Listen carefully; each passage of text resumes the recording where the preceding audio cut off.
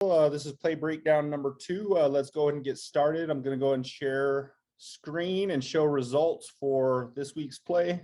Last play, we had 13 responses, and I think there was a little bit of issue with the email and who received this. But this week, we definitely had a good turnout. We had 104 responses, 96 of which were officials, and the other 8 were coaches. So thank you for those coaches who participated. As you can see in the leads position on this play, we are showing pretty good position. 48 of you said that it was a 3, and 31 of you said 4. Center's position, as a whole, it looks like 50 of you said that the center had great position, and 38 said 3. So again, we're there. The trail, we're kind of all over the place. You know, it's kind of spread out, but we'll let Curtis break that down as we watch the play. The question, who has the best look at this play? 71.2% of you did say that the center has the best look. And then we asked who should have the primary whistle on this play, and 64.4% of you did say that the center also should have this.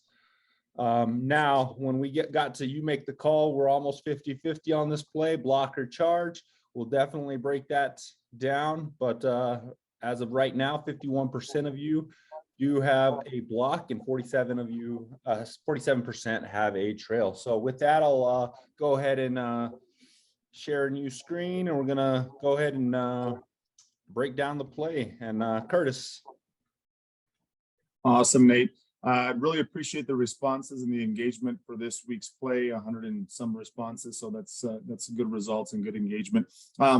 Before we press play on this play, Nate, what I really want to go through is something that we rarely do, and some of us do it, but we don't really know how to do it at a level where it's helpful for the crew.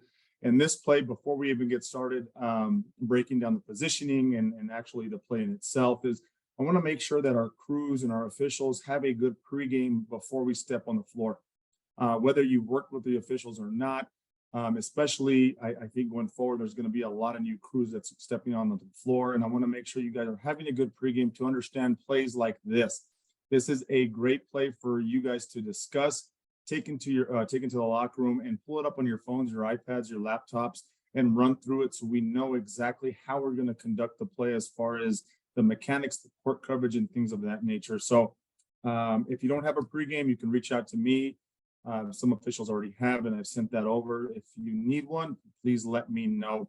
But we'll go through the positioning. I know the old lead to new trail, it's difficult to see his positioning on the play, but we'll play it through, Nate, and we'll talk a little bit about the play as it develops.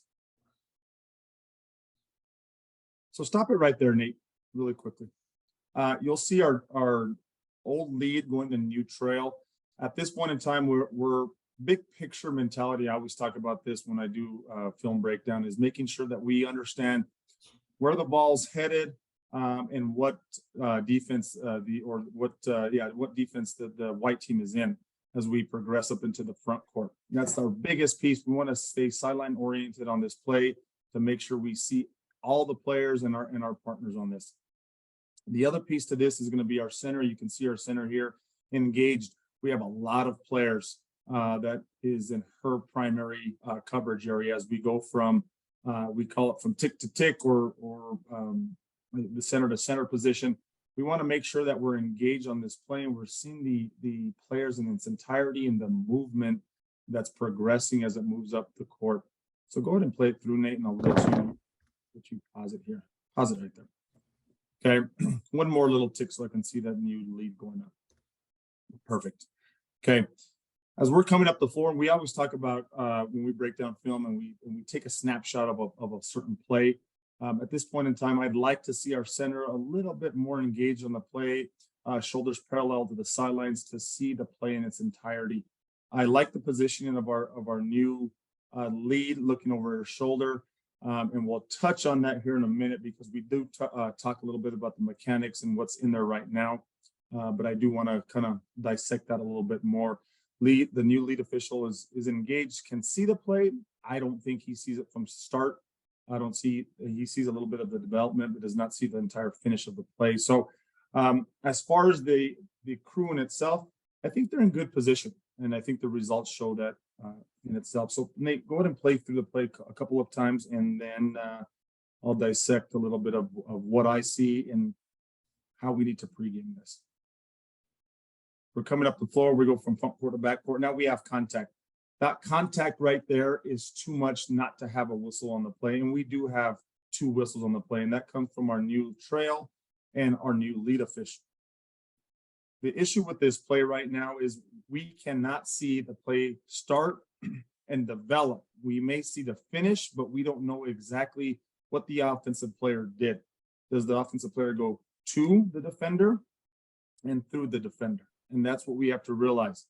So when we look at this play, we can have cadence whistles on this play from our new trail and our new lead, but the best look on this play is going to be from our center. Okay, and if you go look at the mechanics book, you're going to see that it actually, the responsibility of the play is actually our new lead and our center. But the best position on this play is going to be our center official, and we can step foot on the floor. There's no mechanic that tells us we need to stay sideline oriented so much, but from our center position, we can see the play start, develop, and finish. We can see the defender there, legal, 2 feet facing to their opponent, and sliding obliquely to their left and taking the contact. Now, this is, again, like I talked about earlier, this is too much contact to not have a whistle. And you'll see that if you can hear it, you'll see our trail and our new lead have a whistle, and we go blocking on this play. In my opinion, this is a player control foul based upon the contact going to and through the defender at that point.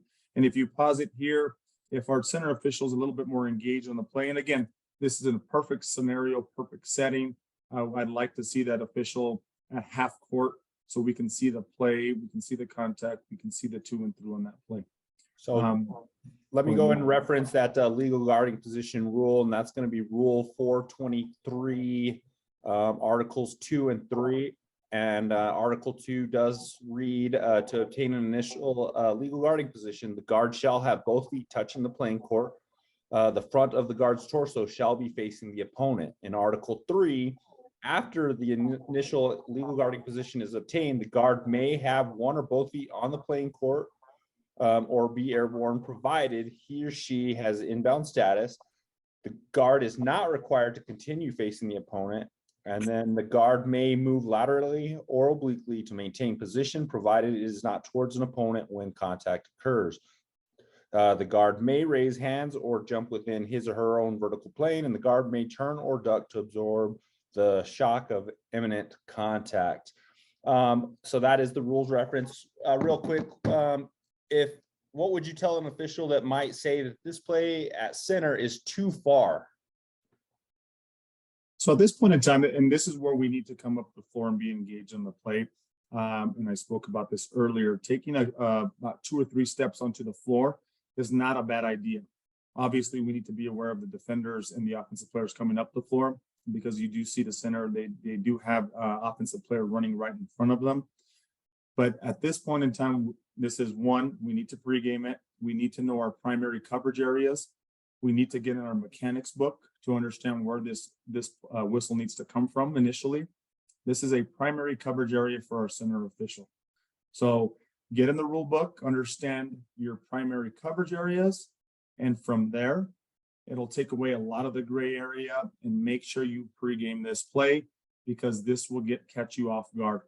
And we want to ensure that we don't have multiple whistles on a play where there could be one. And this is what they call in the mechanics book a trouble spot. But if we pregame this, we can clear that up. We can have a primary whistle from our center, or if we don't have a primary whistle from our center, the next best look is going to be our new lead official. And you see our lead official having a whistle, obviously, coming up. We want to make sure that we're have the proper mechanics. We allow our other officials to process the play.